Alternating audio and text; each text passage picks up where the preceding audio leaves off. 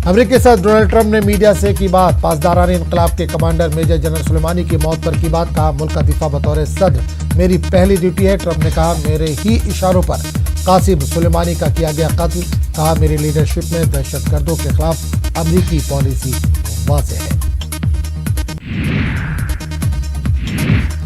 Trump ने ईरानी लोगों की फिर की तारीफ। कहा, ईरान के लोगों की करता हूं इज्जत। कहा, ईरान के पास नाकाबिल यकीन विरसा और लामहदूद सलाहियत के हामिल काबिल जिक्र अफराद मौजूद हैं। हम ईरान में हुकूमत में कोई तब्दीली नहीं चाहते, बल्कि ईरान को मुश्किल अवस्था में अपनी कार्रवाई को रोकना चाहिए।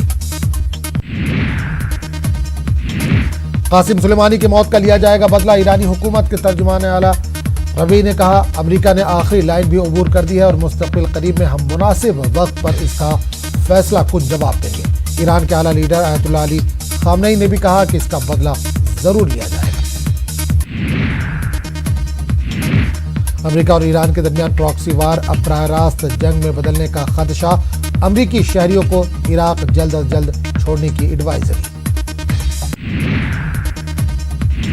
कासिम सुलेमानी की मौत का बदला लेने का ईरान ने किया आज़म। तेल की कीमतों में इजाफा दुनिया भर के मार्केट पर पड़ रहा है असर।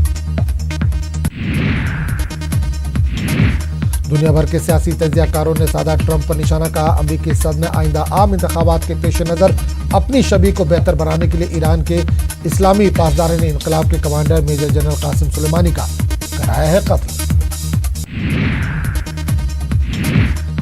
ईरानी कमांडर कासिम सुलेमानी की मौत के बाद आलमी बरादरी ने खतरा बढ़ने का खदशा किया है जाहिर। मुतल्लिका ममालिक से तहम्मुल बरतने की अपील।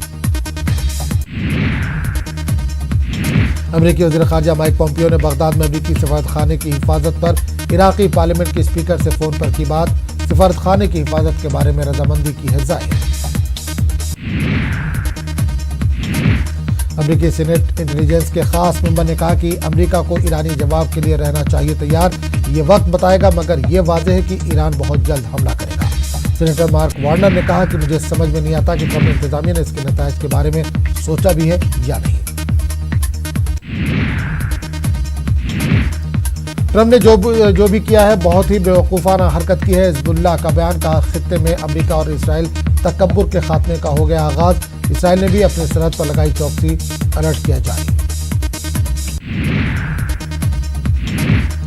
जकार्ता और उसके आसपास के इलाकों में आए सैलाब से मरने वालों की तादाद बढ़कर हो गई है 43। मुकामी मीडिया ने इंडोनेशिया के कौमी आफात बंदोबस्त बोर्ड के हवाले से इसकी इतला दी। सैलाब की वजह से पब्लिक ट्रांसपोर्ट पर भी काफी बुरा असर पड़ा। कई इलाकों का राब्ता मुनक़ते हो गया है। महाराष्ट्र के साबिक वज़ीर आला देवेंद्र फडणवीस का इलेक्शन एफिडेविट मामला। नागपुर की एक अदालत में आज सुनवाई। देवेंद्र फडणवीस पर इंतखाबी एफिडेविट में उनके खिलाफ 2 मुजरिमाना मामले के बारे में मालूमात छुपाने का है इल्जाम।